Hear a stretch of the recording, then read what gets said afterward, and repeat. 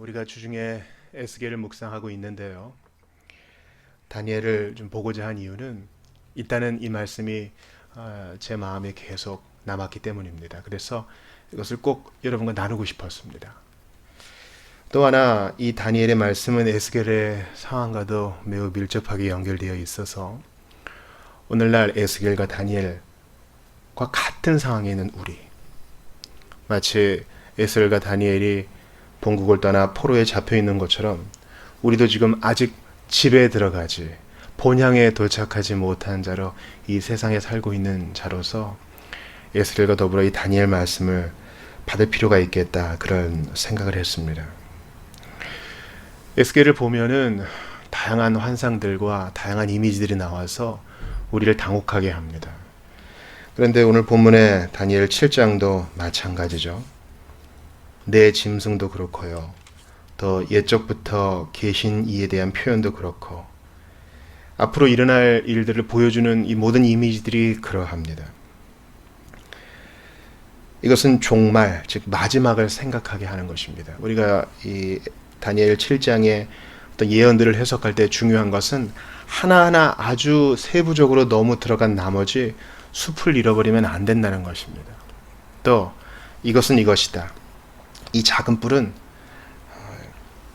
어느 특정한 왕을 말하는 것이다. 안티오쿠스를 말하는 것이다. 이렇게 딱 정해놓은 나머지 그것을 유연하게 풀지 않으면은 매우 우리가 좁은 해석의 틀에 갇힐 위험이 있으므로 이 본문을 유연하게 볼 필요가 있습니다. 벨사살 왕 원년에 이 환상을 받았다고 다니엘이 말하고 있습니다. 그러니까 예수님 오시기 한 550년 전입니다.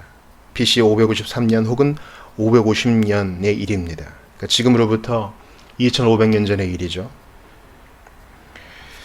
역사적으로 이 네 짐승, 오늘 본문에는 이 짐승이 어떤 모양을 하고 있다고 나왔습니까? 첫 번째는 사자와 같고, 두 번째는 표범과 곰과 같고, 셋째는 표범과 같고, 넷째는 이 모든 것을 압도하는 형상이라 그랬죠. 전통적인 역사적 해석은 이 첫 번째 짐승을 바빌론으로, 두 번째를 메데와 페르시아로, 세 번째를 그리스로, 넷째를 로마로 이렇게 보는 경향이 강했습니다. 근데 아까 말씀드렸다시피 이것을 유연하게 봐야 한다.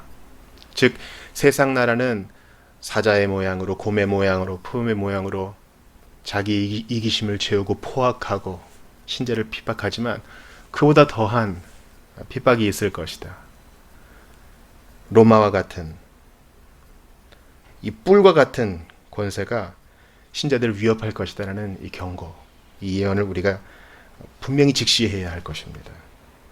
신자가 너무 현세에 빠져 살지 않도록 주께서 이런 말씀을 우리에게 주신 것을 감사합시다. 역사의 야만성을 봅니다. 순진하게 역사를 봐서는 안 되겠어요.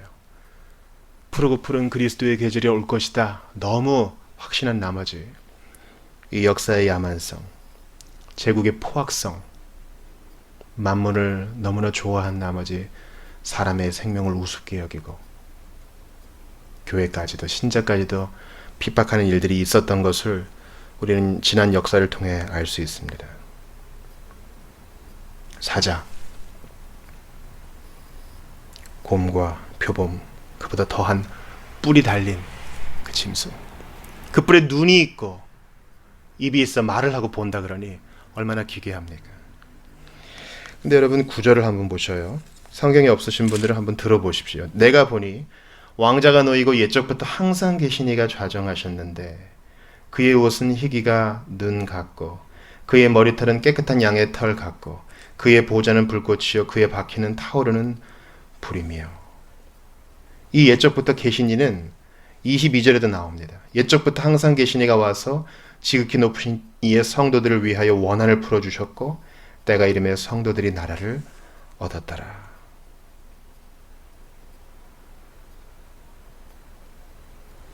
이 옛적부터 항상 계신 자는 바로 우리 구주 예수 그리스도를 의미하는 것입니다.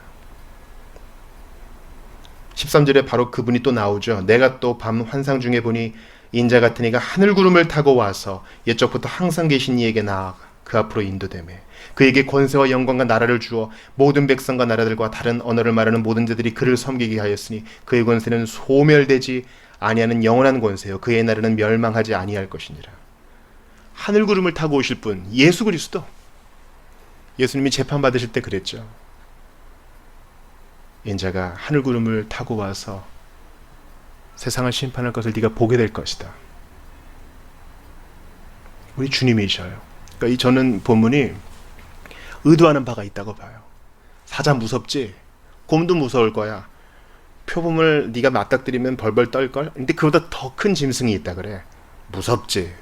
공포스럽지? 본문은 아니야. 옛적부터 계시니 인자 되신 예수 그리스도가 우리의 주인이 되셔서 우리의 승리자가 되셔서 이미 승리를 일궈 놓으셨어. 앞으로 되어질 일에 대해서 예언하셨는데 이미 승리를 하셨대. 그러니 고통이 있을 거야. 그러나 공포에 잠식되지는 말아라. 본문은 이걸 말해주고 있는 거예요. 작은 뿔에 대해 너무 불안해하지 말고 작은 뿔은 작은 뿔일 뿐 말씀으로 승리하신 예수 그리스도를 바라보라. 기대하라. 오늘을 인내하라. 본문이 말해주고 있는 것입니다. 비록 이것을 다니엘은 받아들일 준비가 되지 않아 번민하였지만 우리는 사실 다니엘보다 아브라함보다 모세보다 훨씬 더 많은 계시와 더 많은 특권을 누린 자 아닙니까? 그리스도 안에서. 우린 이게 무슨 말인지 알아요.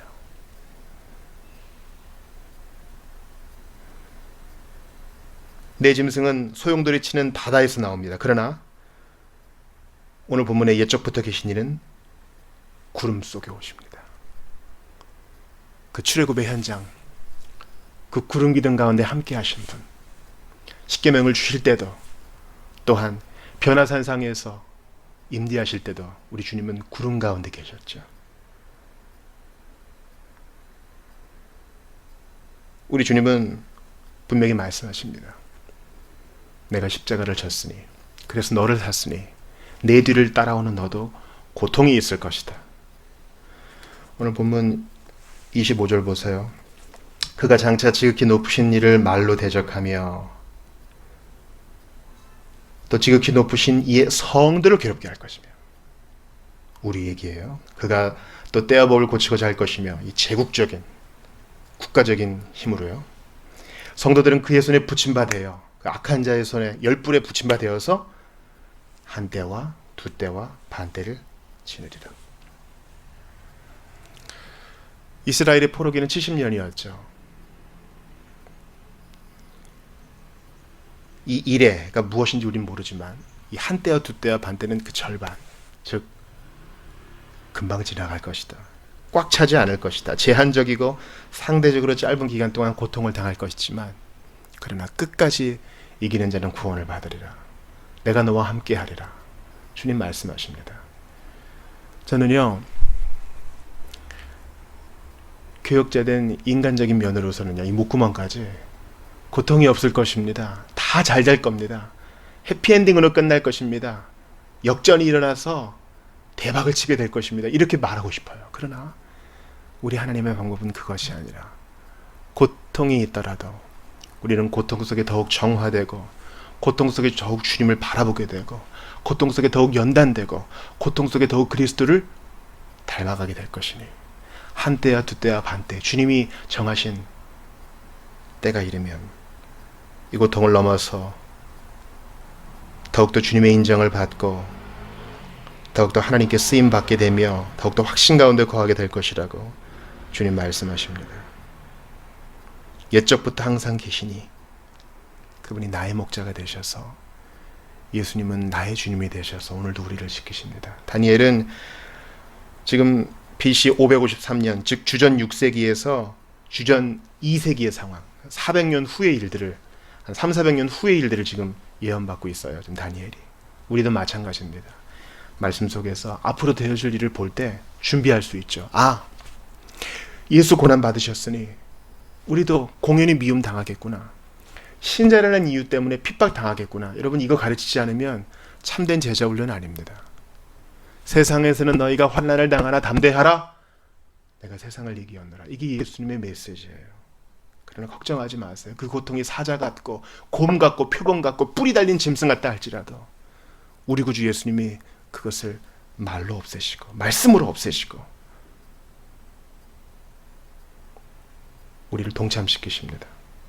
여러분 보세요. 우리 주님께서 18절에 이 약속을 주셔요. 지극히 높으신 이의 성도들이 나라를 얻으리니 그 누림이 영원하고 영원하고 영원하리라. 고통을 견딘 자, 예수의 이름으로 핍박받았지만 눈물 흘렸지만 마침내 참아 이긴 자에게는 내가 다스리는 권세를 주리라. 18절 말씀, 요한계시록 말씀 그거 아니에요? 지극히 높으신 이의 성도들이 나와 여러분이 나라를 얻으리니 그 누림이 영원하고 영원하고 영원하리라. 히브리식 최상급 표현 3번 반복이잖아요. 사랑하는 여러분, 사자와 곰과 표범, 우리 인간은 얼마나 연약해요. 1대1로 싸우면 우리는 도저히 이길 수 없는 큰 존재들이에요. 큰 피조물이죠. 그러나 어린 양 대신 예수 그리스도, 유다의 사자 대신 예수 그리스도께서 자신의 말씀으로 또 죽음으로 이기셨으니 그 승리 안에 거합시다. 잠시 잠깐 한때 두때 반때 고난을 당한다 할지라도 예수께서 쟁취하신 승리는 절대 변하지 않으니 참아 이기는 자는 영원히 주와 함께 다스리게 될 것입니다. 주님께 상을 받을 것입니다.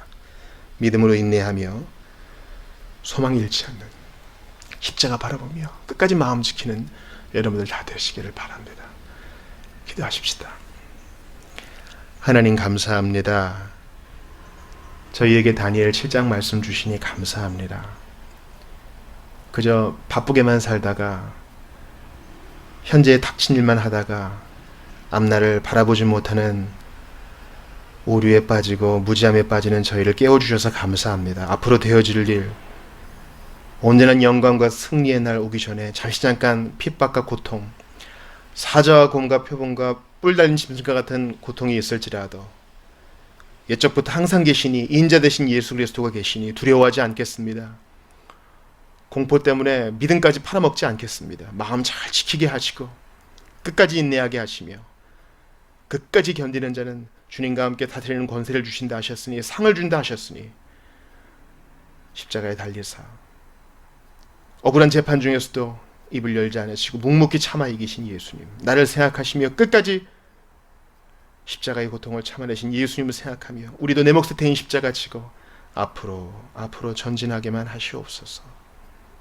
주여, 2020년 이렇게 저물어 갑니다. 교활하게 우리를 꼬이는 여러 공격의 수단들, 유혹자들이 있습니다. 넘어가지 아니하고 아무리 달콤하고 아무리 멋져 보여도 우리는 어린 양의 뒤만 따라가는 그리스도의 제자로서의 삶을 즐거워하게 하시옵소서. 하나님만 바라보게 하시옵소서.